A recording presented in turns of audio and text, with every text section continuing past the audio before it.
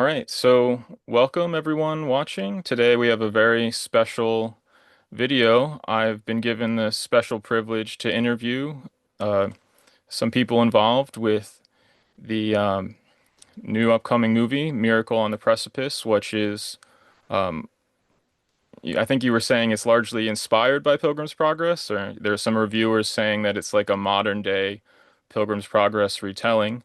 So we have um, the writer and then co-producer here, who also is the script researcher, and I'll just give them a moment to each introduce themselves, and then after that have them we're gonna watch the trailer together so we can get a sense of the film that we're talking about. So please go ahead. So thanks, man. It's great to be with you. Appreciate you taking the time to visit with us a little bit. I'm the director of the film, and I wrote the film. And my name is Nathan Todd Sims, and we're excited about getting it out there and getting it so people can see it. And then Tiffany. And I'm Tiffany Sims. I am Todd's daughter. And I am a co-producer on the film, and I helped with the script research side as well. So I studied Pilgrim's Progress in college as part of my religious studies major, and really loved the book, loved the animated film as well, and just really fell in love with that with the book. And so getting to be a part of this as well was just really awesome. Yeah, that's great. Would either of you like to say a word before we just launch into the trailer? No, I mean, I think it kind of speaks for Speaks. itself. Like you All right. said, it's inspired by Pilgrim's Progress, but I think we can take a look at it and then maybe go from there. All right, we'll pull that up here.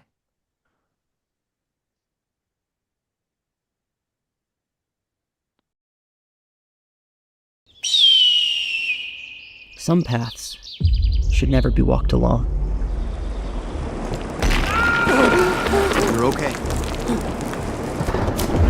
Some paths are just the beginning.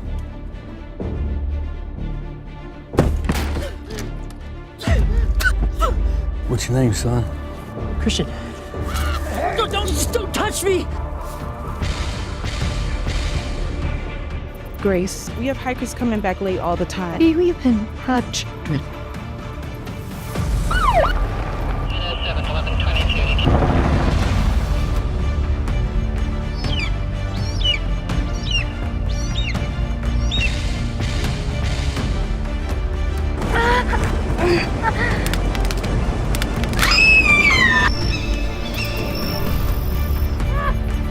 The time for being afraid is over.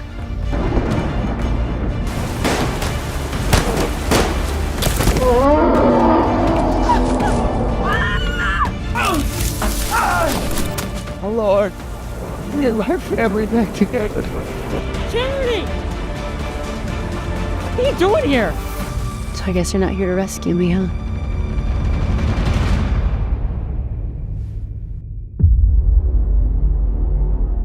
We still have time to hike this trail, okay? Everybody in? Ready? Break!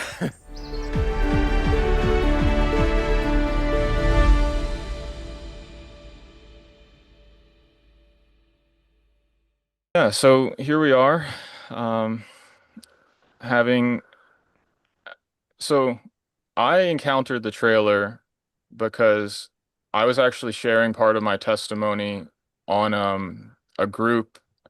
Um, anyway, it's not the group's not important, but I titled my presentation and my testimony One Pilgrim's Progress because it was about just my experience and my journey. And the people from the group, they put the hashtag Pilgrim's Progress on the Facebook post. I clicked on the Facebook post and I found promotions for your trailer that was going to be released in a few days.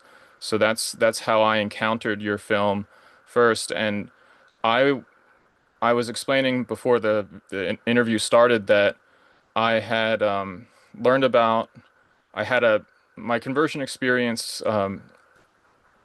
Anyway, I I'd YouTube was a big part of my conversion experience. I'd learned from Christian YouTubers a lot of things, and then I started my walk, and some of those Christians introduced me to a really well done dramatized audiobook amplified version of Pilgrim's Progress. And then I later encountered the original book, and ever since then I've basically been on this journey to gather everything I possibly could. Like I have like lots of editions, I have multiple audiobook versions, I've collected different comic book and graphic novel adaptations. If there's like one person on earth who's like around who's enthusiastic about John Bunyan and Pilgrim's Progress and his work, it's me and probably a bunch of other people. But so every single adaptation I encounter, I'm excited to see what there is to be told and what angle it takes.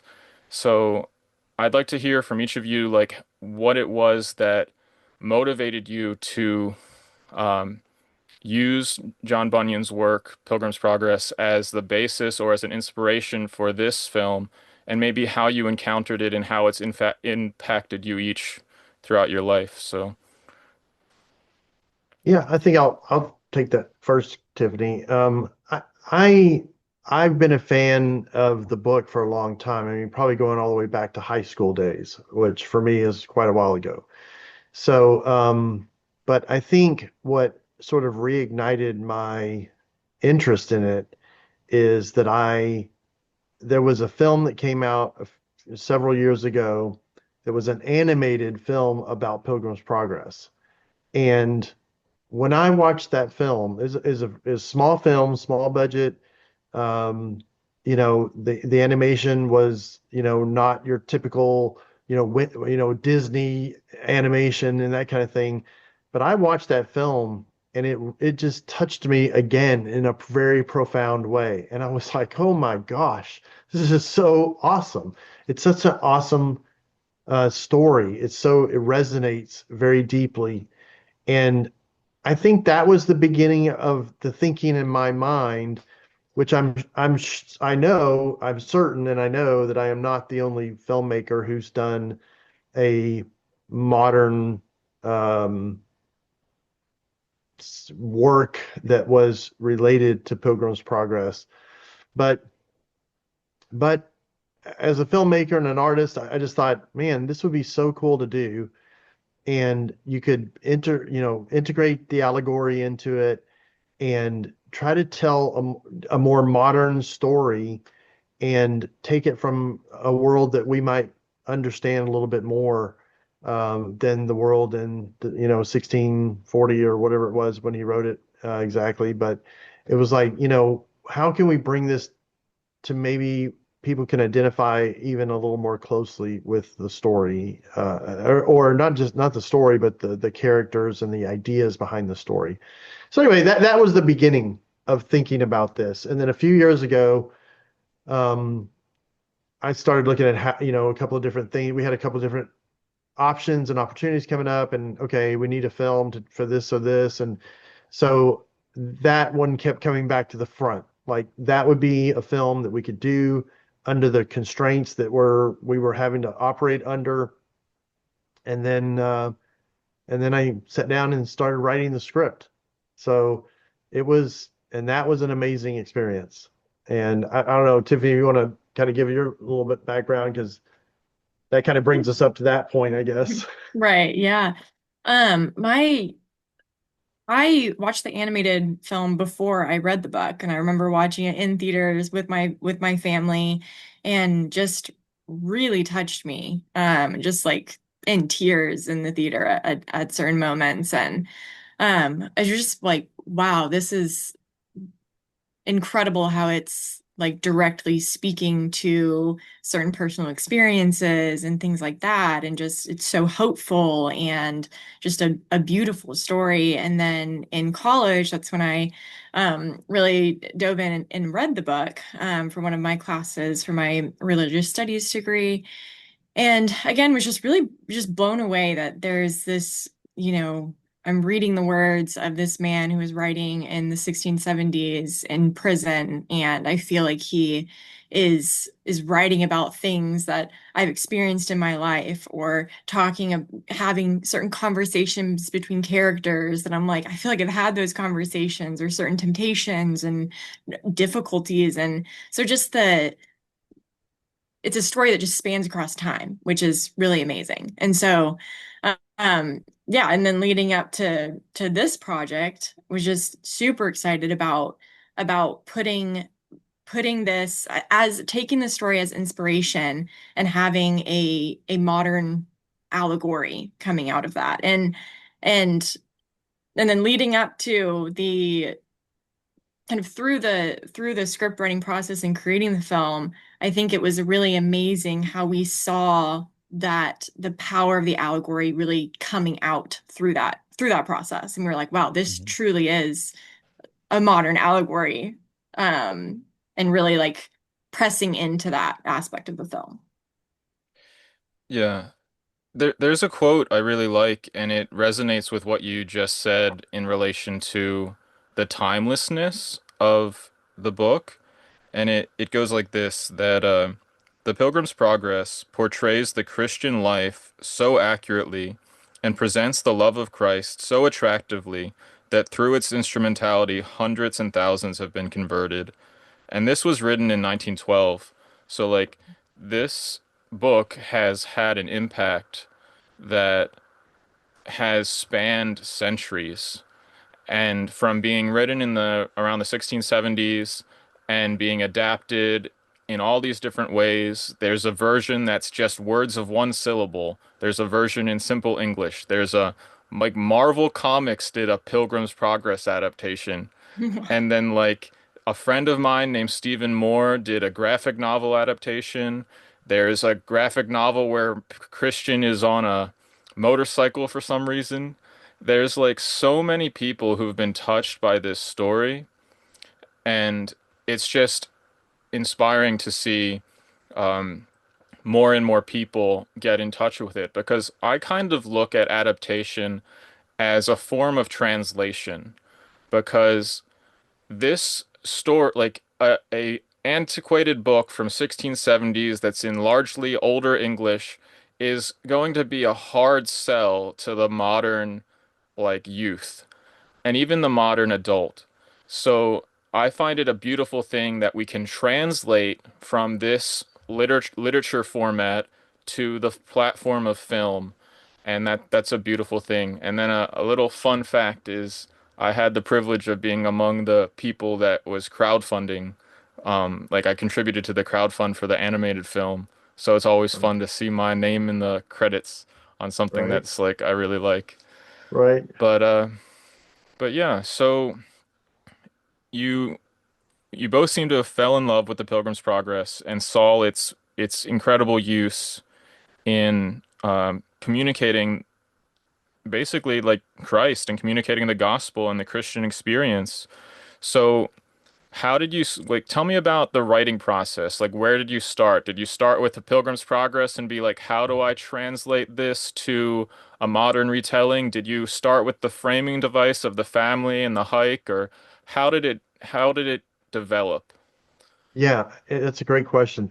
So I think the way that we began is it was more like, okay, we want to tell a story of a guy named Christian. Okay, so how do we do that? And we weren't directly drilling down into how do we reflect the Pilgrim's Progress. We just started with that idea. And we said, okay, well, it needs to be about, somebody that's seeking, a seeker. And so we gravitated towards, a younger person in a family who's estranged from his family, who's having a difficult time. And as it evolved, I think what one of the sort of more significant differences between the film and the book is that we have, Christian is the son, but his mom's name is Grace, but she has a problem being gracious, right? And then his sister's name is Charity, but she's not charitable at all. And Christian's not Christian at all, you know? And their dad's name is Truman, and he's sort of the one character within that family who is trying to walk a more pure life, a true life. So we started naming the characters, and then all of a sudden it sort of started coming together. Like, okay, well, now it's not just one path. It's not Christian's path. It's it's Christian's path, it's Grace's path, it's Charity's path, it's Truman's path, and it's all of them going through these challenges, these difficulties as they're making their own journey. Now it revolves around Christian. He is the primary plot line, the main story arc through the film, but their subplots are very important as well. And then we brought in different characters um, that would be akin to, for example, the evangelist in The Pilgrim's Progress. But we didn't call that character the evangelist, right? Yeah. Again, because we're thinking, well, we want it to have broad appeal, and we don't want to be, we want it to feel real. I think that's another big. It's an interesting part of it, but another big difference is, Pilgrim's Progress is a dream, and and we understand that, but the film is more reality, real life, right? Yeah. But when you look at it as a film itself operates like a dream, right? Yeah. Like when we're watching a film, it's operating like a dream on our consciousness. So so it plays as a true. So the top level is, okay, this family, they go to the woods to reconnect because they're having difficulties. And then when they get to the camp, they go on a hike, and then tragedy strikes, they get separated, and now it's a journey that becomes like Pilgrim's Progress. It's a life or death journey. And so now things become much more serious. So that's sort of the overall arc, the overall story. And then there's all these sort of sub level different parts. So what we would do is, as we began to write it, because it had been quite a while since I had read the book, picked it up, and then Tiffany and I began to talk. So she had read it much more recent than I had read it. So we'd get to a point and we'd be like, okay, so here's a great point where we can kind of do an homage to the Pilgrim's Progress. Like, what is this type of character, or what is this type of environment? And that's when I would go to Tiffany and say, like, let's look at what is John Bunyan saying about this, or what is he naming this or calling this, or how is he using this in the story? And then Tiffany, you would sort of take it from there, right? And kind of start bringing some stuff to the table. Right. Yeah. And looking at the different places that Christian traveled in the Pilgrim's Progress and people that he would encounter. And but then also, I mean, I think a really cool part that kind of just comes out naturally in the creative process and when you're creating art is like for example, in Miracle on the Precipice, Christian starts out um in a room kind of with a bunch of gamers. They're partying and it's not a great environment, and it's symbolic of darkness, of evil, and that's the place that he's coming from. And so even kind of recently I was like, oh wow, that's like kind of like the city of destruction in the Pilgrim's Progress. He leaves the city of destruction, he leaves that, goes out, travels into the wilderness. And so there are things like that that I think just like naturally came out of the creative process for my dad. And so I think that there's a lot of really cool parallels that sometimes weren't even like specifically intentional that came out of that, which was really very cool. And And I think then, another, yeah, go yeah, ahead. yeah, like Vanity Fair, sort of. Yes. Yeah, in the town of Vanity and the Vanity Fair in the town of Vanity inspired an aspect of the film as well. And so there is a more kind of realistic interpretation of that in the film. That is, it's interesting because it's kind of, this gathering out in the wilderness, out in the middle of nowhere, and is pulled into that. There is danger there, um, and a lot of those different elements. And so that was something that was kind of a specific parallel to the Pilgrim's Progress as well. Yeah. Yeah. Yeah. Christian just kind of runs into that, you know. Mhm. So I find it interesting that you choose to do the whole like he's kind of I don't know if it's like a party, but he's hanging out with a bunch of gamers and like just that City of Destruction kind of environment. It reminds me of some years back there was a like adaptation for the stage, like for like a theatrical play just called Pilgrim, a musical, I think. And it starts off with a bunch of teenagers like at a party, and their Christian is at the party, and then evangelist comes and actually like gives him a Bible at this party, and he's like, "You don't like parties. What are you doing here? Like, you can read this book." And then he experiences the burden, and they go from there. Um, so I see some, that was like a translation for a more modern audience, and I see some similarities with what you're doing here because like it's hard to connect with such a raw like allegory with like John Bunyan's work. It's more targeted honestly for people who are already Christian or open-minded to it and can Right. kind of plug themselves into that. That's right. Um, Something that I find interesting is um, like I imagine you're both familiar with like J.R.R.R. like Tolkien and like Yes. C.S. Lewis. And Yes. they were good friends. And Tolkien like didn't like Chronicles of Narnia. He didn't like allegory, and the reason he didn't like allegory is because he felt like it didn't give it. It basically robbed the reader of liberty, and it robbed them of the opportunity to think about what the author is saying and apply it to their own life. He preferred what he called like feigned history, like an imagined history with lots of application to the real world, but he wanted to give like for example like Treebeard in The Lord of the Rings isn't like called like anti-industry tree. Like That's he's right. just he has a name and he Right. he lashes out against industrialization and like the destruction of nature, but like he's not called like something literal. Like Right.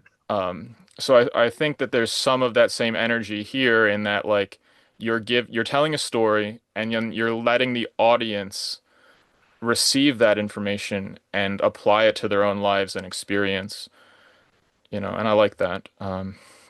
Yeah, this it's like our camp, our park where the family goes to, go camping is called Calvary Wilderness Park. And Mhm. so it's a reference to Calvary, which again references back to Pilgrim's Progress and where Christian loses his burden.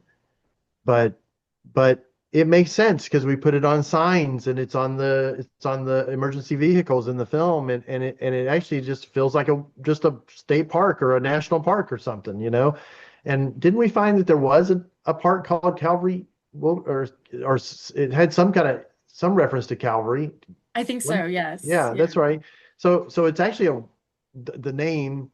It's not called exactly what we're calling it, but it was something that was used just like that. But like I said, there are elements in the film that are not as blatantly allegorical, and they're just more realism, I guess, Mhm. as well. And we also have like the trail that they go on is Shadow Valley Trail, which is a Right.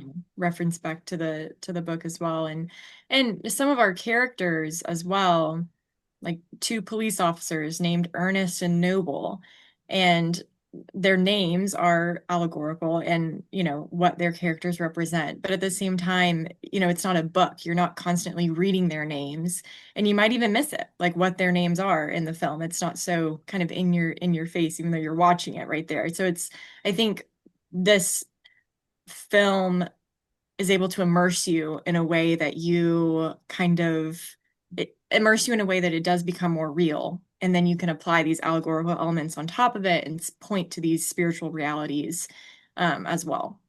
Yeah, I think that's a great point because I think what we were striving for is that when people watch the film, they're just watching it as a wilderness survival film, and they are watching it and yet they're sensing something at a different level, right? They're Mhm. sensing a little bit something, what else is going on here?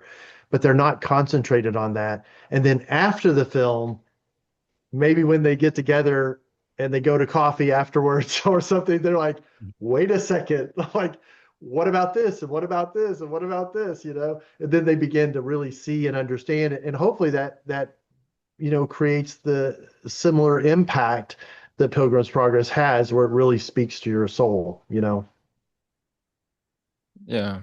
You seem to be going the direction of more like subtlety and maybe things you notice on your second watch through, and you can Right, like notice things in the background and be like, oh, his name is that, or that's on right, the side of the car, or that's the sign of the thing, rather right, than and like obstinate said to pliable, right, and right, this right, character's literally named Christian, and this man's right, literally named Evangelist, and so on. right, right. So, And when you read um, those, like Tiffany was saying, when you read that, your brain translates that very differently than even when you just said it.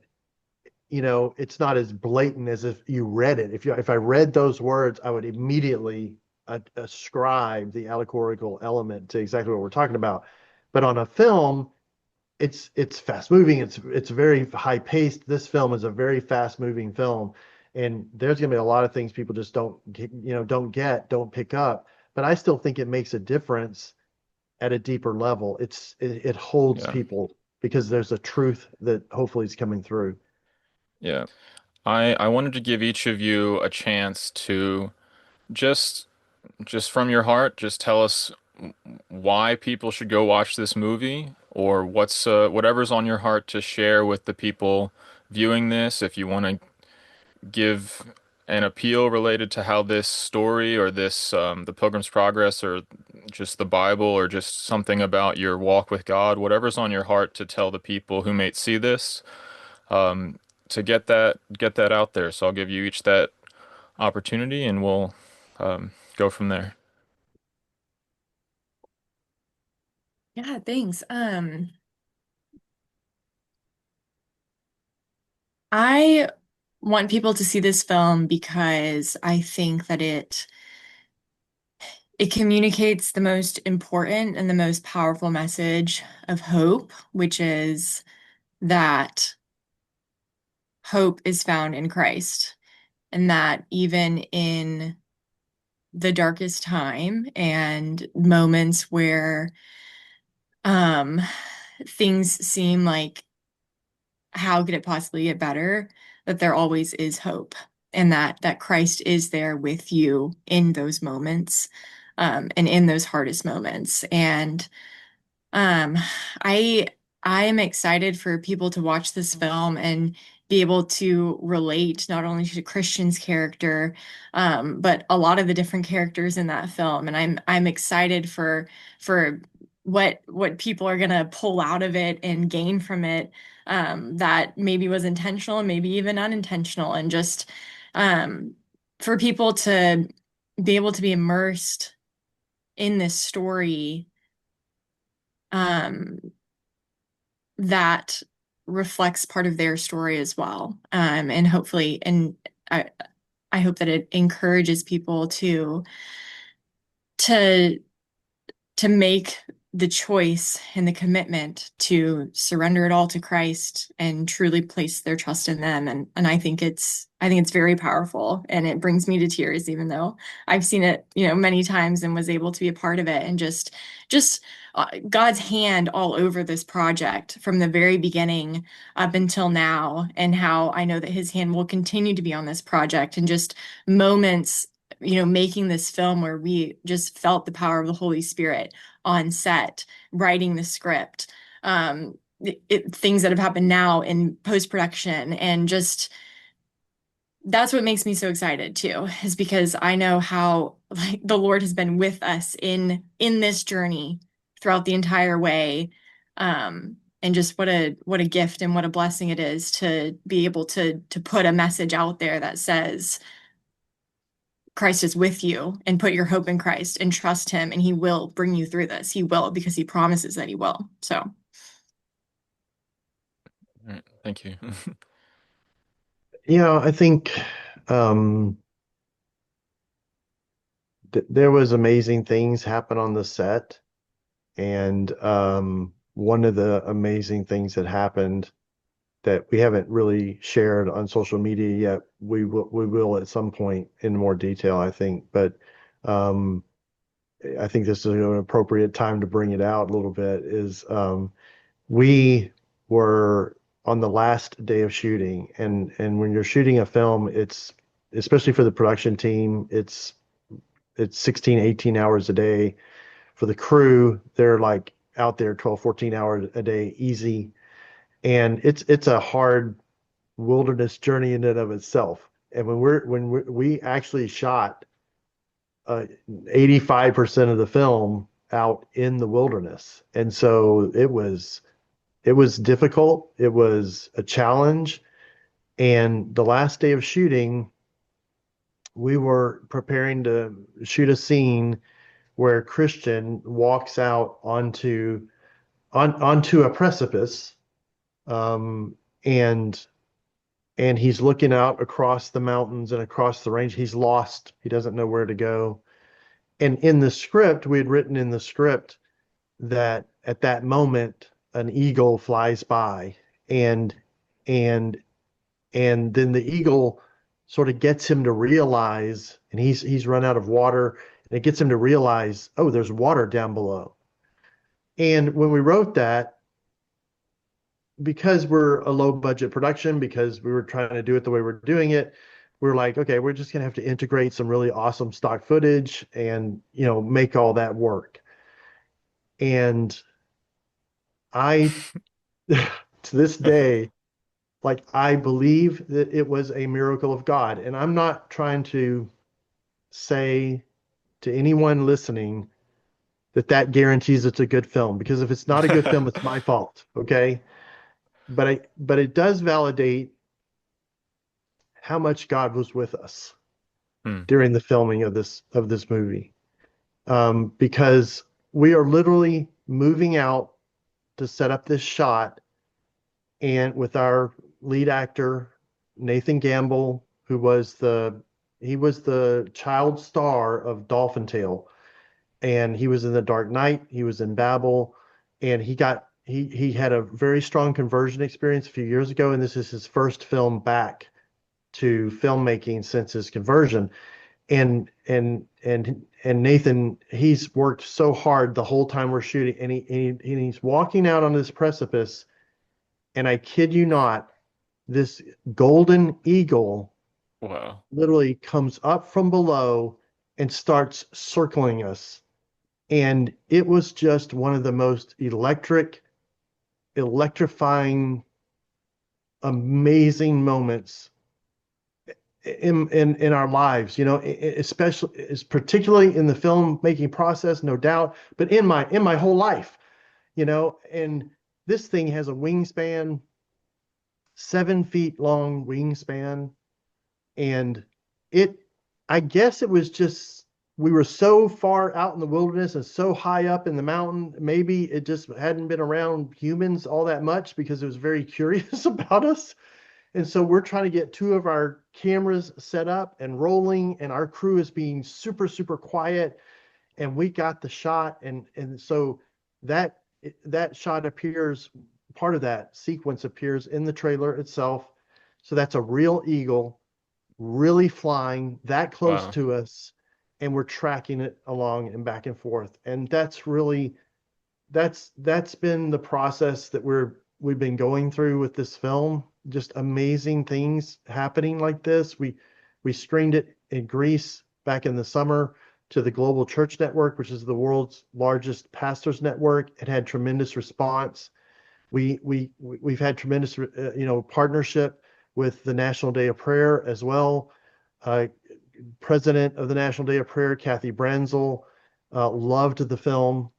And so, there's so much going on, but like, your ministry and what you're doing with Pilgrim's Progress and your viewers who love Pilgrim's Progress, I want to see them in the theater. I want, because they are going to get it, maybe more than a lot of other people, but they're going to get it. So Yeah. I think they're going to really enjoy it and really, really have a wonderful experience, and can bring and introduce their friends to the movie at some point, and have some great conversations about it. So That's truly incredible. My mind is drawn to in the book of Psalms in Psalm 50 verse 10, it's written there, "For every beast of the forest is mine, and the cattle upon 1,000 hills."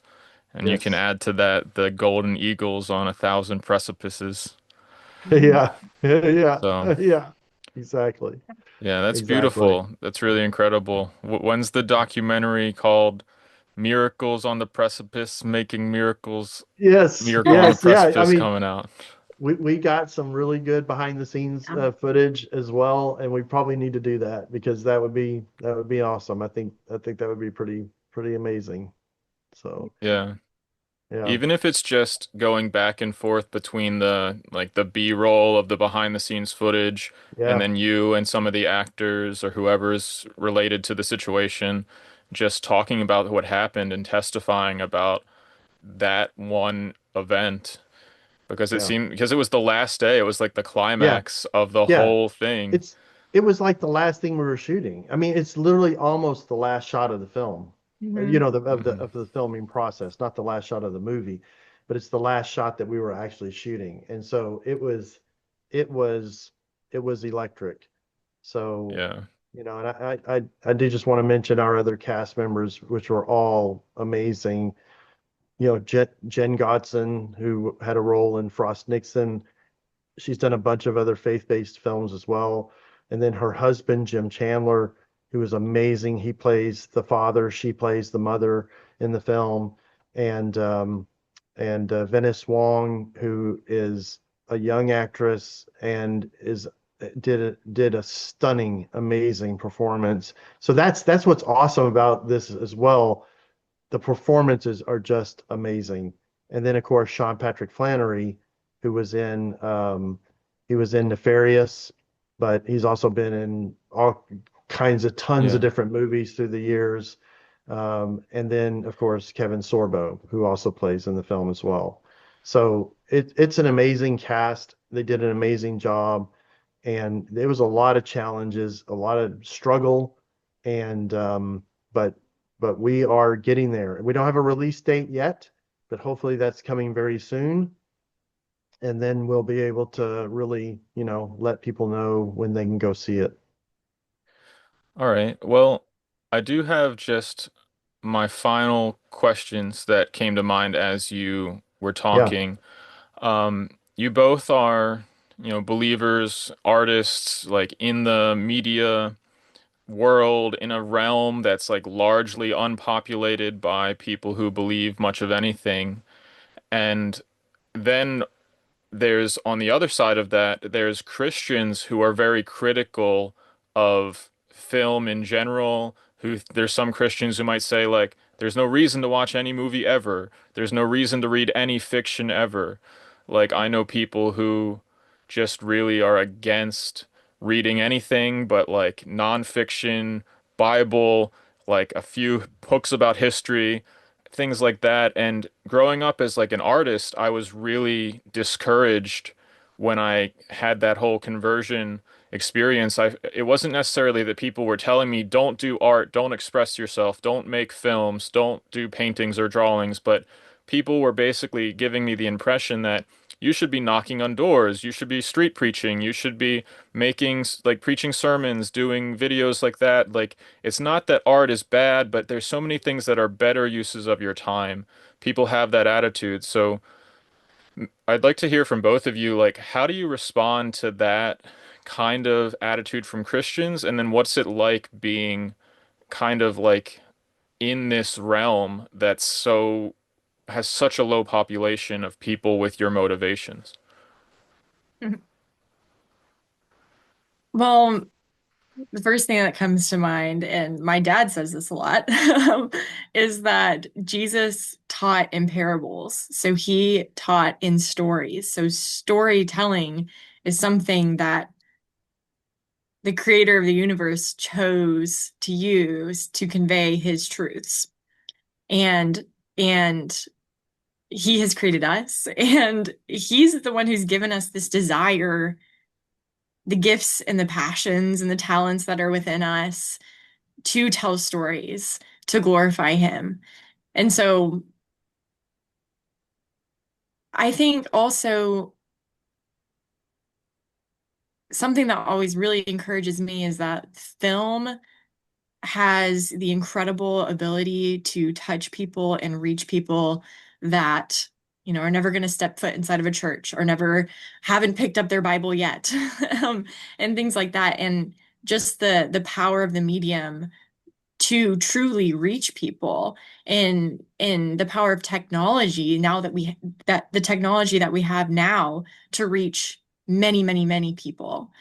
And so yeah, that's what I think about it. And I think that we need more great art that reflects Christ, because art can reflect and get people to feel certain truths in a way that nothing else really can, and can bring you into a spiritual experience with Christ in a way that's unique and that Hmm.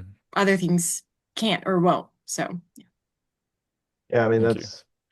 that's a great response. I mean that is my feeling as well. I mean, if you want to look at it from a purely, you know, the perspective of what is a parable. I mean, a parable is a fictional story. It's a Hmm. fictional story with a real truth embedded in it. So you have Hmm. stories that are factual, and then you have stories that express truth. And sometimes you can tell a factual story that will touch people deeply. So if you tell a story, whether it's in person or a film, of a factual thing that happened, some real thing, something like Jesus Revolution, right? Talked about the Jesus People movement and different things like that, and some of these are factual things that happened. Then it's still touching, right? But sometimes you can use parable to reach beyond and communicate things that communicate to people at a bunch of different levels. So you're hitting people at a topical level, and then a deeper level, then a deeper level, and maybe even a deeper level. Watching the same film. And then just like Tiffany said, we live in a world now where technology exists that allows us to communicate the gospel message with by taking a story and replicating it. So you're taking a file, you're putting it online, you're replicating it, and it goes out to the masses. That's almost where it's almost infinite in its ability to reach beyond. And so I mean, Jesus, he'd step out, he'd get into a boat and he'd paddle out, and then he'd use the water as a PA system, to reach more people so that the throngs who were there could hear him. And I wonder, would Jesus have used film if he were here today?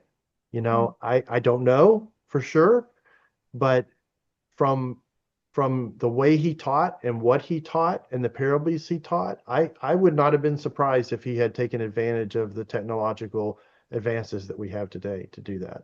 So, you Yeah. know, I mean, well, the first thing ever printed on the printing press was the Bible, right, and it led to the Protestant Reformation and the widespread, like, um right. just propagation of the scriptures being in all over the world. That's So right. I totally support just whatever modern publishing methods we have, and film is perhaps the most powerful of all of them, perhaps only rivaled these days by like the growing development of like VR and stuff, but like that's not really widely accepted or available. So film pretty much is like the peak of what art can be, or the potential of an impactful publication, in my opinion. And for someone like me who has like aspirations of, someday like being involved in like film production, whether it be directing, writing, or something like this, that it seems almost like impossible to get into this area and to do so while maintaining your integrity and not like mingling with the wrong crowd. Like for the Christian artists and aspirational filmmakers out there, like I think this will be the final thing. What what words of encouragement or just practical direction do you have for them? Like where do you start? Like is college the right way, or should you just make the right connections, meet the right people? What's the path that you have found is like the way to get to this place where you're able to work with talented actors and production people? Like, how do you get there? Well, I think from my perspective, I have no great perfect answer to answer that question. Sure. I just know what happened with me, right? And that's my own experience. And there are people who have done things and made it happen, so to speak, that went a different, totally different path to me. But from my perspective, I didn't grow up in the industry. I didn't have contacts in the industry. I didn't know anybody. I mean, I was, I got involved in theater in high school. I got radically saved in high school. I love the arts and I love music. And, I just began, seeking the Lord on what am I supposed to do? Because I got so fired up. I was called to ministry. I started doing youth ministry and I was like, but God just kept speaking to me and calling me to film. And I think the one thing to remember is it's a lot like Pilgrim's Progress, right? You know, our journey, God takes us through the slough of despondency or whatever. He takes us through these difficult things so that we are refined in Him. Because the most important thing to God is His personal relationship with you, right? His personal relationship with me, His personal relationship with my daughter. That's the most important thing to God. And then once He's got that refined, then He's got a call and he starts to move us towards where He wants us to be. Because my experience has just been trying to find Christ, trying to become more Christ-like myself, even though I fail, and trying to know and understand Him, and then to be responsive to His leading, and then that's how things have opened up for me over time. Because when you have the Holy Spirit guides you, and He can point to you different directions. So my first recommendation, I like school, I like college. Got my bachelor's degree in in theater, and I double majored in radio television, and then I went and got my master's degree. And my master's degree, I married together I'm the theater with the television, and I got a film degree. And I did it at a Christian university, Regent University, and that really helped me understand film more. It helped me really understand what I was doing with film for me. Then that also helped me make connections in the industry and really start moving ahead like that. Mhm. But again, I mean, right? My Christian path, somebody else's Christian path is so different. But we need more filmmakers. We need people who want to tell those stories and whose hearts are pure before God, like more pure than mine, but like, that are pure before God, that their passion is not just about making money. It's not just about all the things that Hollywood is all concerned about, that we are believers who love our art and love what we're doing, and we want it to be taken by God as a sacrifice and make a difference in the world. And that's what we're trying to Mhm. do. So, yeah. It's I don't a know it's a if Tiffany, if beautiful, you had any yeah. response, but Tiffany came up differently, right? Yeah. I can't remember how old you were the first day you were on set. You were probably The very first time I young. remember, I think I was like maybe 3. Yeah. But I'm Yeah. sure it was before that. But Yeah. yeah, I mean, for me, I grew up in the industry, like grew up on set, really loved it, really enjoyed it. I took a gap year after high school to work full time in our family's company, to see if it was really truly what what I wanted to do for the rest of my life, and really loved it and felt like the Lord confirmed to me very clearly that this is what He's calling me to do. And then I ended up going to college and um, didn't major in film, but I majored in political science, religion, and theater. And so, kind of a lot of uh, different elements that will definitely help me in my film career. And I grew up on set, and I learned a lot from my family and my parents. And so, my dad was like, "You kind of already have an undergraduate degree in film.